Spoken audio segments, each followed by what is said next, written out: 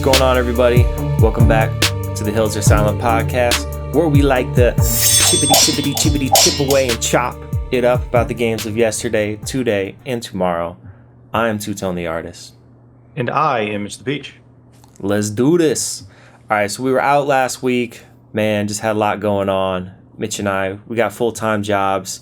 Sometimes we put in a lot of hours. Sometimes we're tired. Sometimes at the end of the week, we just want to play some video games. We love talking about games, but even more so, we love playing video games. So we definitely spent some time doing that this past weekend while we were taking a break from the podcast. We'll be talking about the game we played shortly. But before we get into that game, Mitch, looks like you got another game you've been playing. Another one I have not even heard of for the millionth time. I don't know where you find these games, dude. You pick the most obscure titles to play through. So I'm interested in hearing about this one. I'm assuming it's on Game Pass. Is that where you played it through?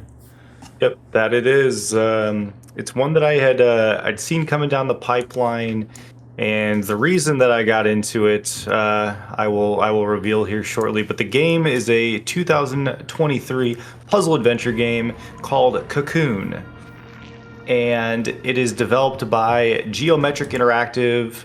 But it is directed by, I think his name is Jepp Carlson, who is previously designed Limbo and Inside. So that's kind of where it piqued my interest, because I have not beaten Inside, but I've beaten Limbo, and Limbo is a fantastic game. I was just playing Inside this past week. Really? So that's kind of coincidental you were playing this one. Yeah, and Cocoon is very, very similar in the way it plays to the Limbos and Insides. For those who have not played any of those games they're very puzzle oriented. In fact, the whole game is obviously, like it says, it's a puzzle adventure game, but it does a great job of not telling you what to do. Essentially, it makes you figure it out, which I appreciate when games do that these days.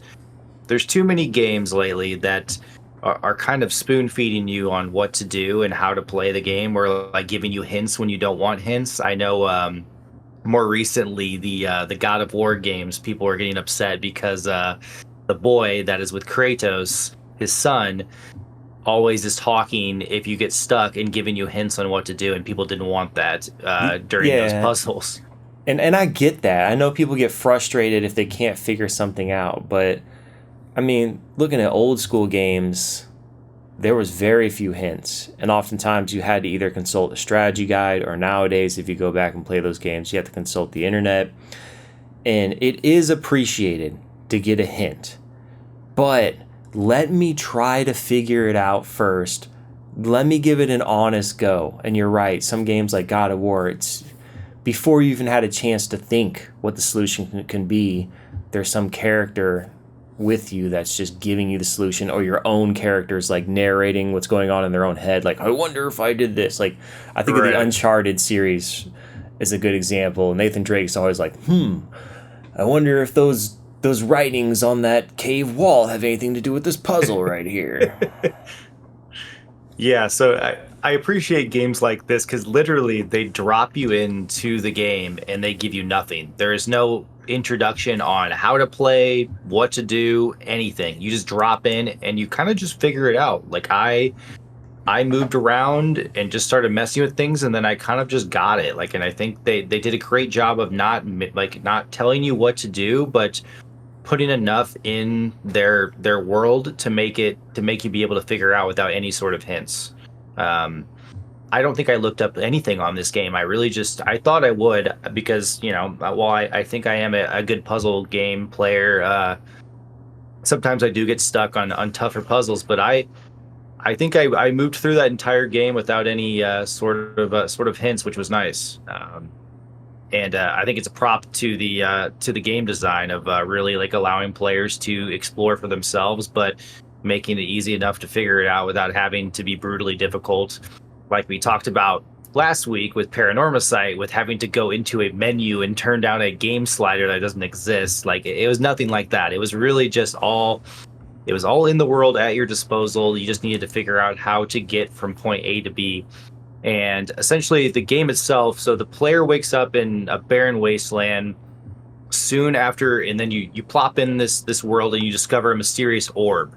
And then each orb contains one of the game's worlds, and then allows you to hop in between them. So you collect at by the end of it, I think you get 4 orbs, and each orb has their own world, but you can take different orbs into different worlds, and you can kind of mix and match. And each orb has their own unique ability. So essentially, sometimes you need to go into different orbs worlds and use an orb from another world to advance in that world. It's very like almost like Inception, like where you're bringing in an orb into a world within a world within a world. Like it gets pretty wild. And honestly, just a really really solid puzzle game. Not super long, which is perfect for what I was looking for at the time. I was kind of stuck on what I wanted to play, and I had heard really really good things on some Game of the Year podcasts that I was listening to. And yeah, this one did not disappoint. I think I beat it in probably maybe 5 to 8 hours. Like I don't think it was very long at all. But yeah, just super solid. Art style is beautiful, but you could definitely see the Limbo Inside charm to it, or the gameplay, because it definitely operates very similar. Yeah, now I've played Limbo. I remember when that first came out and made a big splash on the Xbox 360 online, Xbox 360 Live Arcade, when that came out on that platform. And eventually it was ported to just about everything else, but I'm pretty sure that game was originally an Xbox Arcade exclusive. I think you're right. It was, yeah, and I believe that's how I played it. Was when it was an Xbox Arcade exclusive. Yeah, and it was fresh. It was creepy. It had its own art style. I only played the demo. It intrigued me, but didn't really draw me in enough to where I felt like I needed to play the entire game. But then again, at the time, I really wasn't playing many 2D side-scrolling games. As unique as it was, I was just so fixated on full 3D games. And this past week, after finishing up Resident Evil 4, which is actually a pretty long game, I think I clocked in just under 22 hours to finish that. I just wanted like a palate cleanser.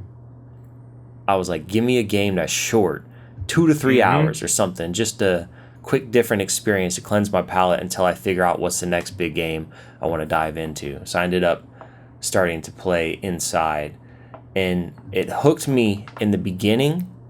And it's just like how you're describing with this game, is that there's no hand holding. There's almost, I don't think there's any UI, if I remember correctly.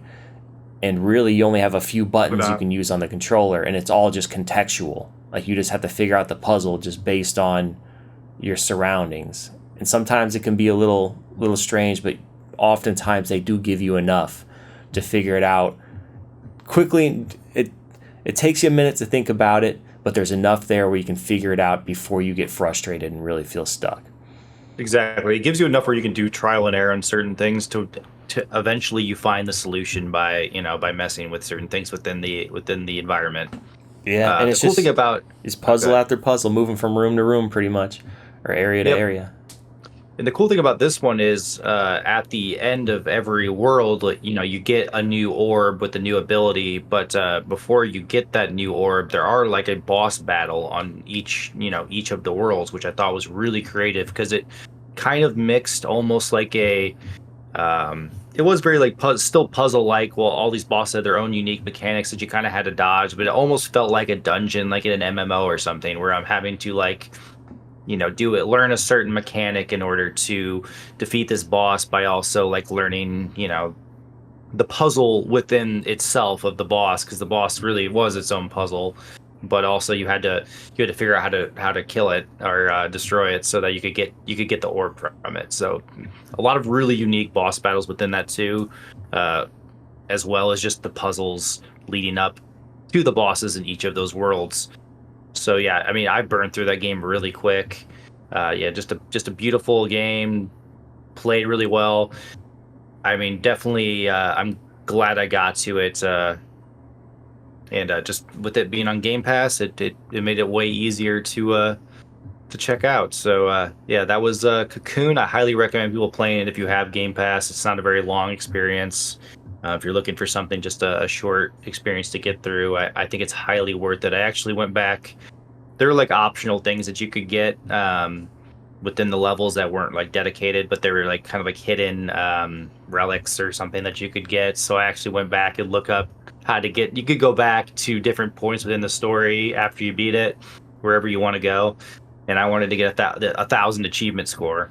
So I actually went back and looked up where all those secrets were so I could go and get them. So yeah, I really enjoyed it. I went back and I got every achievement on that game. So it was a good experience. Nice. And this looks very different from Limbo and Inside, because those two games you can tell are made by the same people. But this one, it looks like much different direction. Of course, I don't think it's the whole team. It's probably It sounds like it's just maybe one guy that was the lead designer on the previous games, likely with a new team developing this one. But yeah, it looks fresh. It looks different. It's not just a 2D side scroller. I see you got much more. Yeah, it's full 3D. Yeah, full 3D range of motion. It's very colorful compared to Limbo and Inside, which are very, very dark. Yeah. Did you finish Limbo or Inside? Yes, I finished Limbo. I have not actually ever played Inside, but now I feel like I need to actually get to and just play through that one too. It's also on Game Pass. Yeah, that's what I was playing it on. And I'll say it was very intriguing initially, but then, I don't know, just like halfway through the game, I was like, I don't want to finish this. And it's crazy because it's a short game. You can beat it in like maybe 2.5, 3 hours. So I was like an hour and a half in, and just, I don't know, there was some frustrating parts, and it's just sometimes I'll be playing a game and I'll just realize it. Like, I'm not having fun. This is my Saturday. My time is precious. And if I'm playing a game, it better be something I'm really digging. And I don't know, man. I just was not having fun playing it. Not saying it's not a good game. The art design's good. The puzzles are very well crafted. But I just think it wasn't the game catered to me or my tastes. And I enjoyed Limbo a lot, but I don't know if I would have taken the time to play through it all if it wasn't for when I was a broke college kid and didn't have a lot of games at my disposal to play. I think it was one that I maybe got on Games with Gold for free at one point, and so I was able to play it via that. And then I didn't have a lot of other games because I didn't really have a lot of money to buy them at the time. So I think that played a factor in me finishing that. But I did really enjoy it, but I don't know if I would have had the patience for it because I can understand the frustration if you get stuck in it. Yeah. All right, man. So the other thing you and I both finished up, as I mentioned just a moment ago, I finished up Resident Evil 4.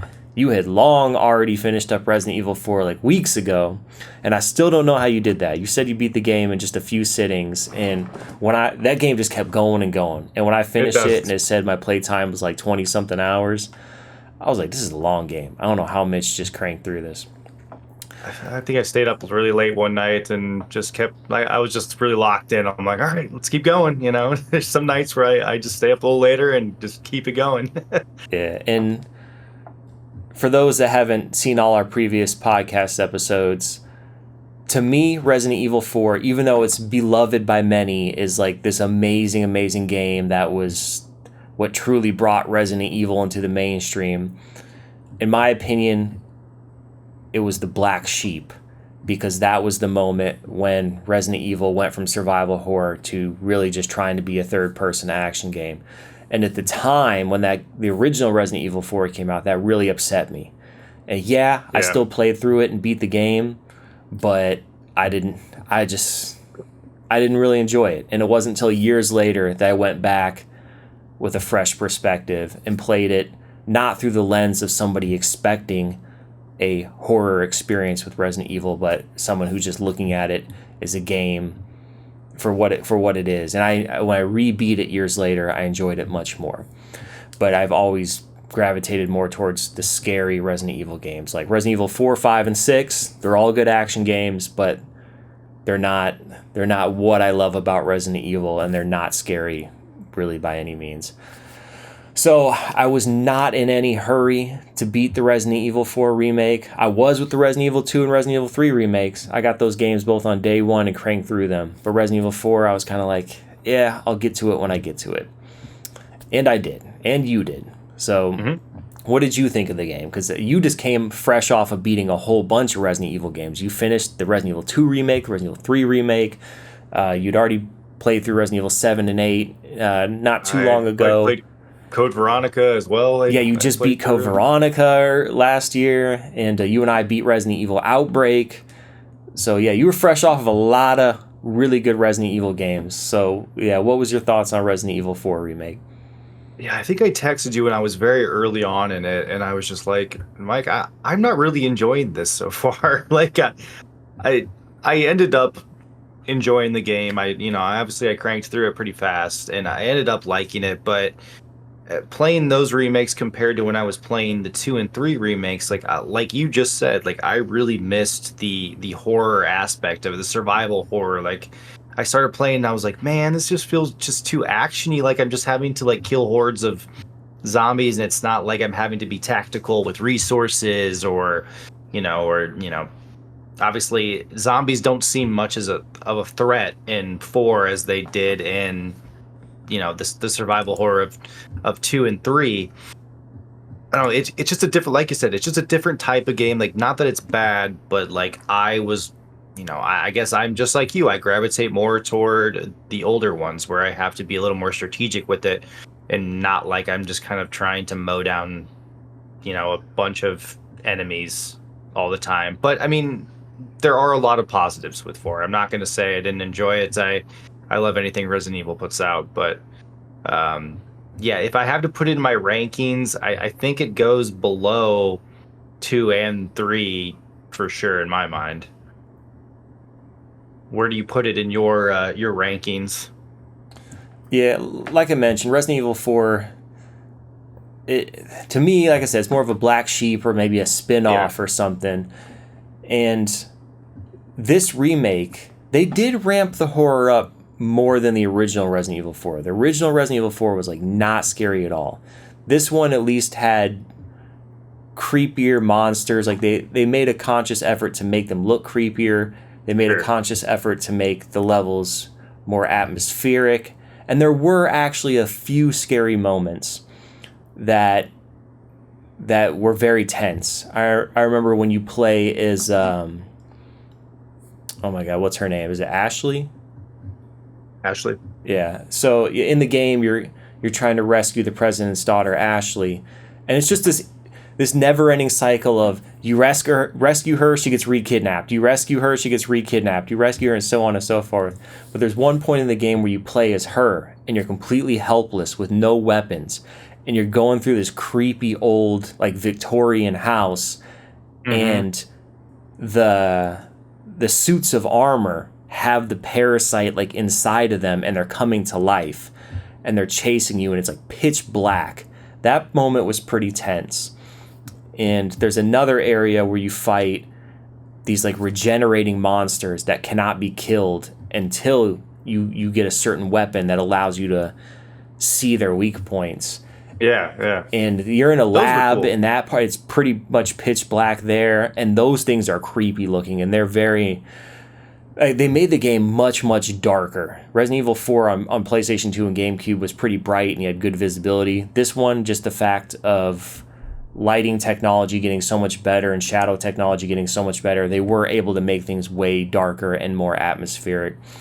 And there were some other creepy parts. There was these almost like spidery looking things that would latch onto you and just like stick their claws into your brain and infect. They would control you, like these mind control things, and they were very creepy, almost like scorpion spiders.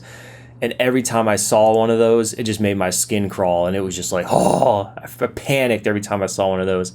And there's many things that can kill you in like one hit. So there is some body horror in this. I'm not saying that there's no horror, but when you're constantly equipped with ammo and it's just like fight, and I'm badass Leon, like I can handle this like it's nothing. Right. Then yeah, all that that atmosphere kind of loses its tension. But I'm go ahead. Were you gonna say something? I'm saying I'm glad you bring up like because I never played the original four. I don't know why I never got to it. I think I know my friends. I think I'd watched my friends play on the GameCube back in the day a little bit, but for some reason I just never gravitated toward playing that one. So I'm glad the way you talk about the remake and what they've changed makes me glad that I did this one to start because I think with some of the elements that you just described, I would like this more than if I played just the original. Yeah. Because they do have some of those horror elements in there, and they do make it darker. It is fairly dark, but I totally agree. Like when you're just playing as badass Leon, who's just going and mowing over people the whole time, and you're just talking to a vendor and upgrading and getting more badass weapons or making it so your shotgun can start one-hitting everything. I mean, I understand the appeal. I understand why people love it, but yeah, it's not always my cup of tea with that with the Resident Evil series in general. But I do like how they kind of have when they did Resident Evil Village. I think they did pull some like cool stuff from Resident Evil 4, but also still made the game survival horror. So I think like Capcom as a developer has really evolved to almost create like a really good sweet spot of the early Resident Evil games plus good stuff from Resident Evil 4. Yeah, and you're absolutely right. Like Resident Evil Village, what is just like the perfect accumulation of everything they've learned from the previous games. And it's just a very good balance. So I look at it like the older Resident Evil game, or not the older Resident Evil games, because even 7 and 8 are new, but I look at like the scarier Resident Evil games are like a haunted house experience. And then I look at Resident Evil 4 is like a spooky funhouse experience at a carnival. Yeah.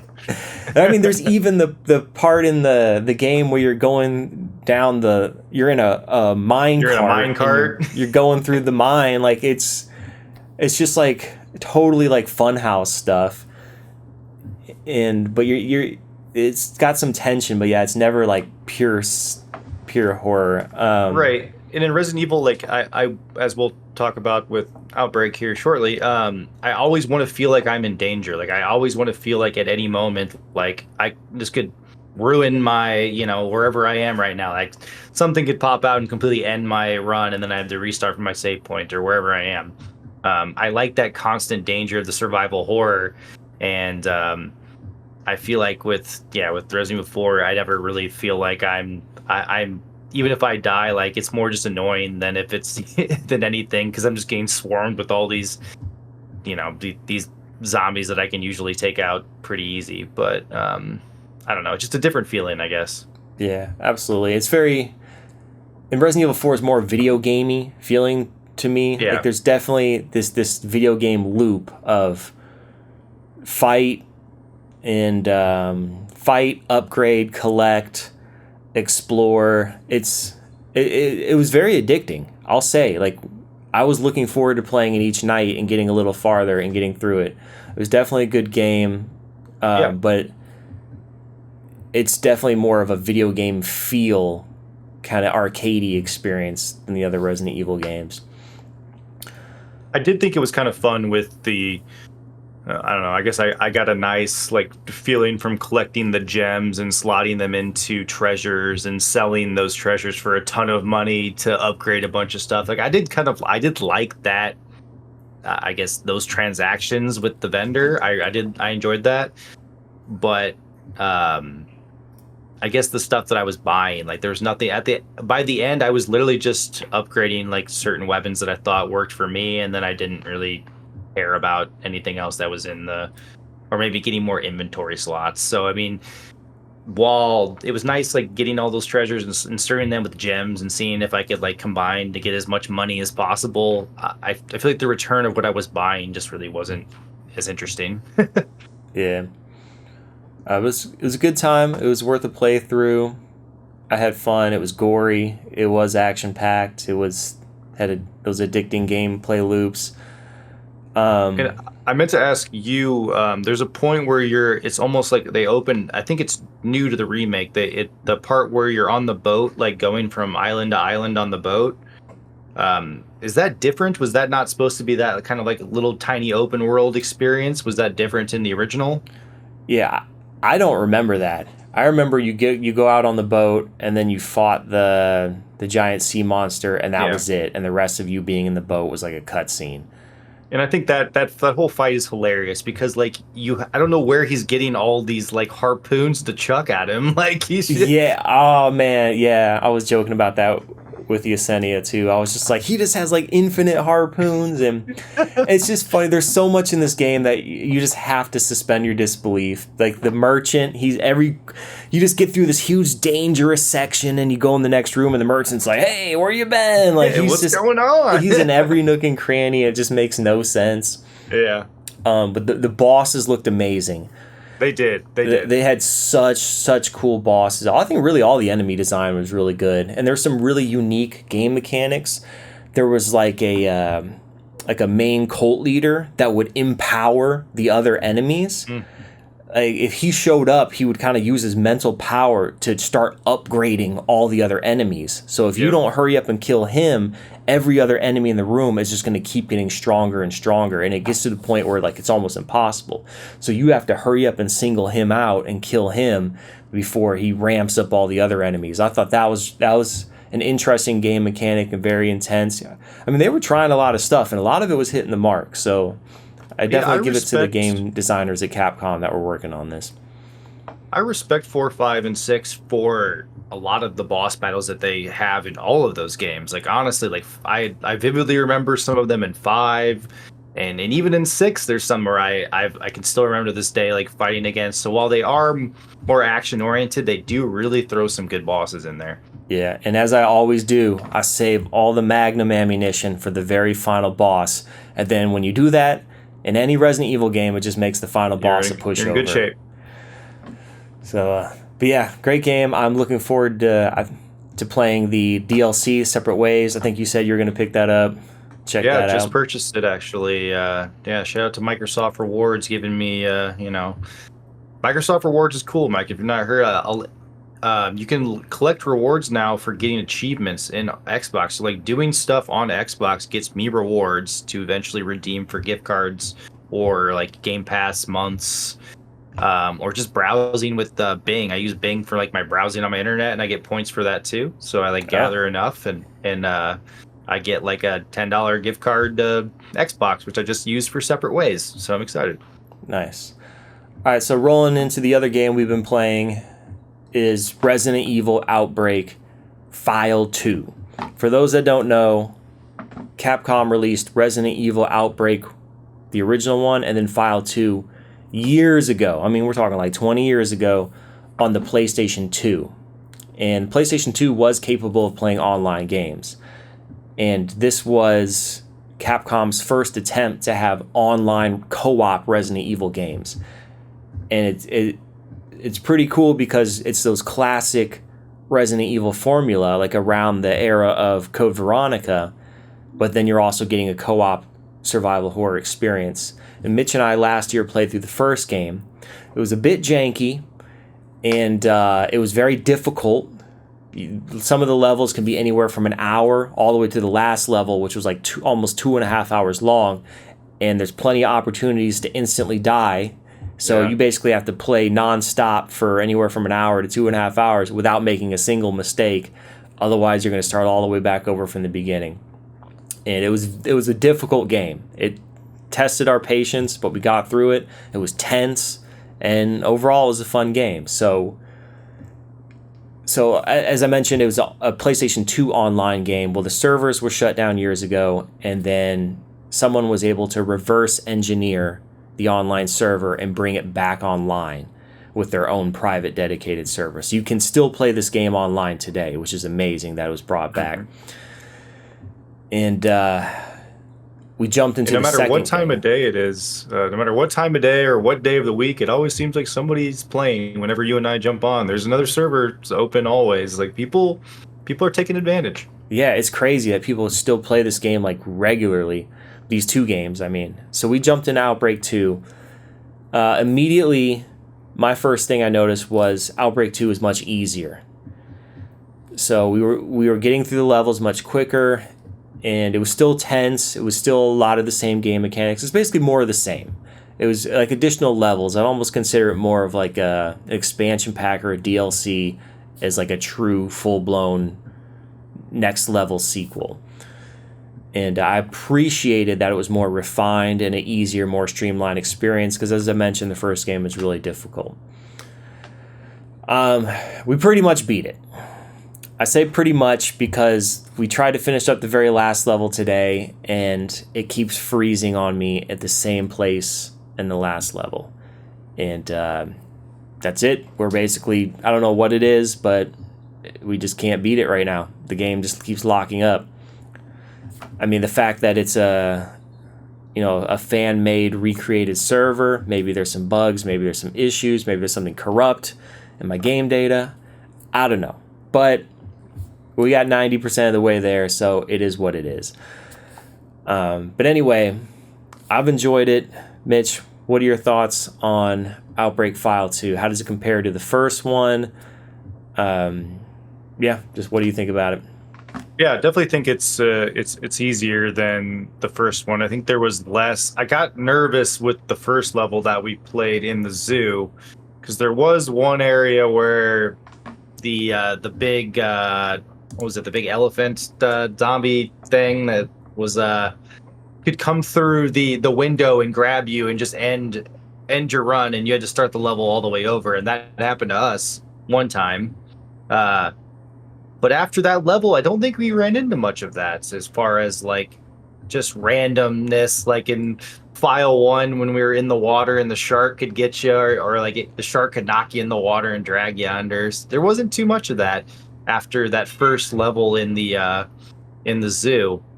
But I mean, definitely easier. I think graphically for the time period that it was in, it still looks really good. Yeah, I cannot believe how incredible this game looks.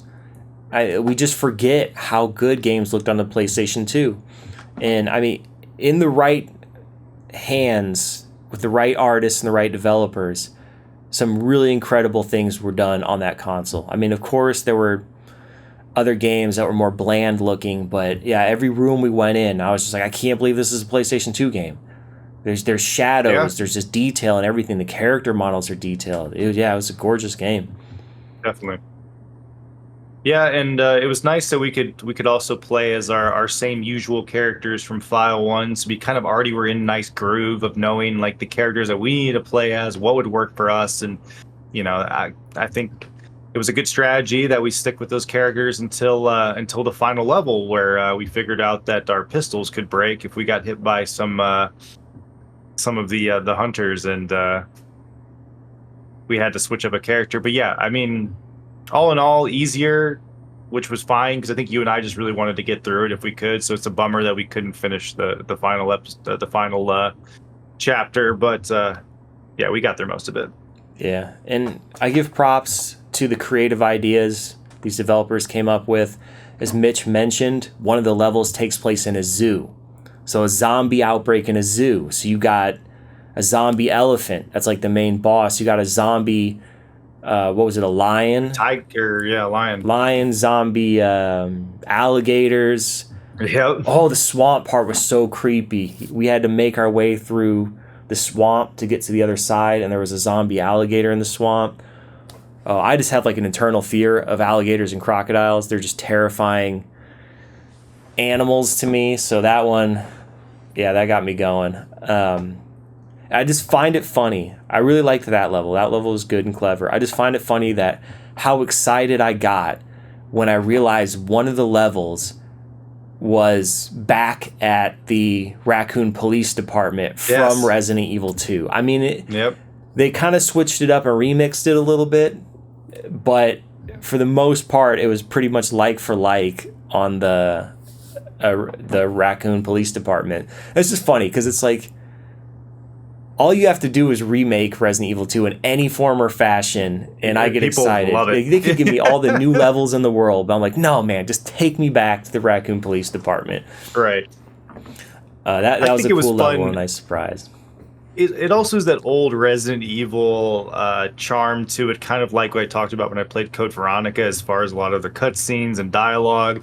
It's all very silly and goofy, and like, I don't know, like it makes me laugh. We would run into many cutscenes where honestly the cutscene was probably less time than the actual loading screen to get out of the cutscene. Yeah. So, oh man. Yeah, the cutscene were really cheaply done, and you could tell they had like no budget left over for the cutscenes. No, and a lot of the voice acting was pretty funny to listen to and silly, and it was just really good old Resident Evil charm to it. Yeah, it was a good time. I recommend it. All right, so that's what we've been playing lately.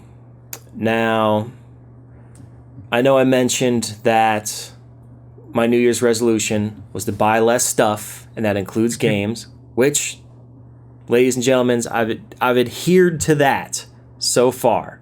Month 1 is down, and they've been spending way less money this year so far. Hopefully it keeps on.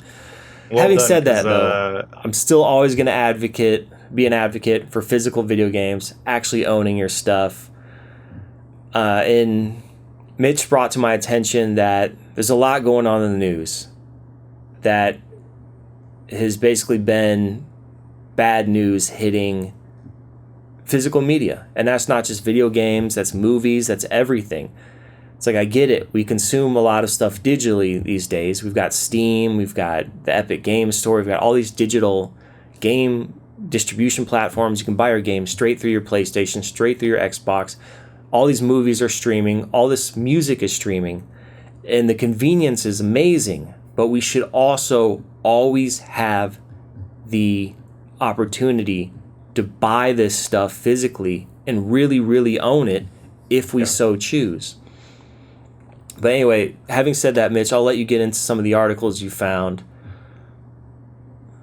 Yeah, I mean, to start, I know you said media as a whole, but Best Buy, this is kind of it's been about a week since they've announced this, but they're taking time to not something that I collect, and I don't think you collect either, but they're removing their DVDs and Blu-ray discs from their shelves, which I understand that collectors as a whole don't. I'm not sure how many DVD and Blu-ray collectors there are these days, but it is sad to see something physical come out of these stores. Like, there is still, something nice about holding a Blu-ray disc that can still be used today. Like, my Series X also operates as a 4K Blu-ray player, and I have a disc drive, so if I were to start collecting some of those DVDs or Blu-ray discs, I have an outlet to use them. So it's kind of sad that they're kind of being tossed out of the stores.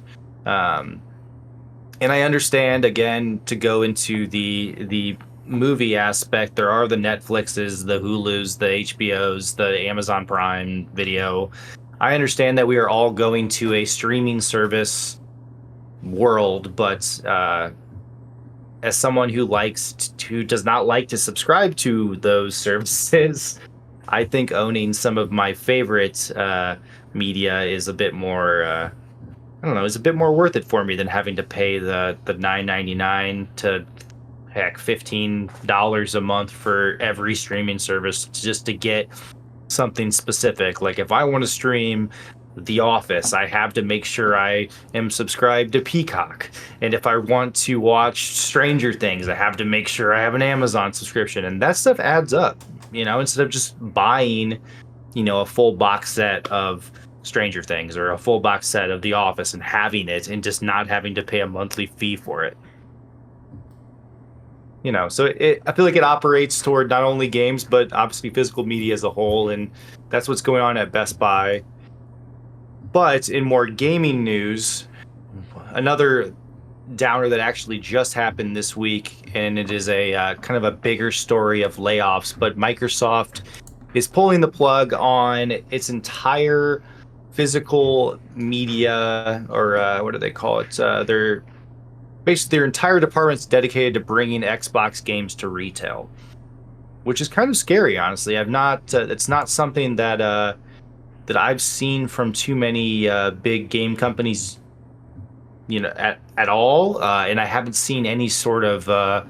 While this was announced, I've not seen any sort of, I guess, follow up by maybe a Phil Spencer to coming out and defending, hey, physical games are here to stay or something like that. So it's a bit nerve wracking when you're shutting down an entire department dedicating to bringing stuff to retail.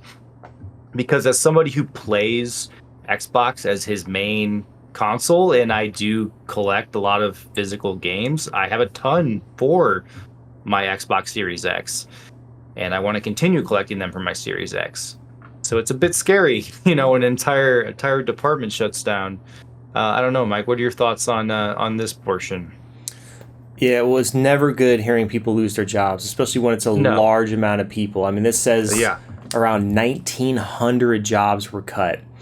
So this article reads, Microsoft could be pulling the plug on physical Xbox games as part of its widespread layoffs across the company. Following the announcement of Microsoft cutting 1,900 jobs across its video game division at Xbox, Bethesda, and Activision Blizzard, details around the specific departments affected have started to emerge. One of the most badly affected appears to be the team behind Overwatch 2, while Call of Duty developers Infinity Ward, Treyarch, and Sledgehammer Games have all been impacted in what is one of the biggest rounds of layoffs ever in gaming. Outside of being another example of instability in the industry, the layoffs have also provided an indication of Microsoft's priorities for video games moving forward, with Windows Central's Jez Corden reporting that the company has shut down departments dedicated to bringing Xbox games to physical retail. Corden, however, stipulates that this doesn't necessarily mean Microsoft is quitting physical retail for Xbox games yet, explaining that they could outsource this to other companies and might simply be consolidating to cut costs. First of all, I think it's better that they had an in-house department doing that creates jobs within their company that are now gone. And second of all, with Best Buy removing physical stuff, I mean, man, to be honest, I've maybe stepped into Best Buy like twice in the past 5-6 years. And same, actually. Yeah. It was only because I was going there with somebody else because they were needing to look at something. And what did I do when I was there? I went straight to the physical game section, looked through the movies, even though, I don't really collect movies like you said that you don't. But still, I know there are people that do. Just like video games have very sentimental value to me, movies have very sentimental value to people as well. Yeah. And it is nice to be able to buy that movie that you loved as a kid and then watch it with your kids years later, instead of having to, like you said, hunt it down, hoping it's on a streaming service or try to find some other legal means of obtaining it. And sometimes it's just like, man, I just want to buy the movie and have it. Maybe this is the movie we watch every Christmas or something, or maybe it has some reoccurring thing that we like to watch this movie over. But it's like obviously, like growing up, I had a ton of those Disney VHSs of every Disney movie imaginable, and my parents still have those in their house right now that they got to show my niece growing up, and then obviously my sister's kid as well. Now she's at the age where she likes to watch those too, so it's kind of it brings almost like a very sentimental value of like showing generations of children this cool media that you just that you've had in the family forever, really. So a lot of sentimental value with that. Yeah, but now I have even less reason to go to Best Buy. I have even less reason to go to Walmart or any of these other retailers that are getting rid of video games. It's like some great minds could have come together to try to think of a better way to bring people in to buy those things. I think that they could have been marketed differently. I think the whole vibe of the store where the video games are could be different. Yeah. It used to be some retailers would have hangout spots like, hey, you come here, play these games, you like it, then you buy it. They could have built more of like a lounge area around that to kind of just... There's many things they could have done to bring a vibe around these physical movies and these physical games and be like, look, sit down, watch these with your family, or play these games, and you own it, you keep it. But instead, I feel like they took the route of let's just not even bother anymore. And it's just a shame, because if I'm paying for something, I want to own something. This subscription model, some things are more convenient, but sometimes it's not. And there's this quote that's been floating around, a lot of people have been talking about, from this Ubisoft executive, where he's literally saying, the excerpt is, "You don't lose what you built in the game or your engagement with the game." So he's basically here, he's saying that people used to worry about losing their progress with digital games, but he's like, don't worry, your saves are in the cloud, they're good, you're not going to lose them. You can uninstall your game, reinstall it, pause your subscription, come back to it, renew it later, and your saves are still there. But then he goes on to say, so it's about feeling comfortable with not owning your game, which is a separate conversation, but he was kind of shifting over to say, like, also people should or are becoming comfortable not actually owning your games. And that may be great from a business standpoint, where you control everything, where if somebody stops paying you a recurring fee, they don't get that thing anymore, as opposed to just a one-time purchase where I bought this and I own it forever. And I just think it's sad that the younger generation who are born today will have a total different outlook on paying for things and ownership, because so much of their lives will be revolved around subscriptions, and everything's trying to move towards subscriptions. Hell, even your groceries are trying to move to a subscription. Like, it's ridiculous. Like, pay this flat fee every month and we deliver the food to your house. And I mean, that's a little different, but you get what I'm saying. Like, everything's on trying to get on like a reoccurring, you're constantly paying us model.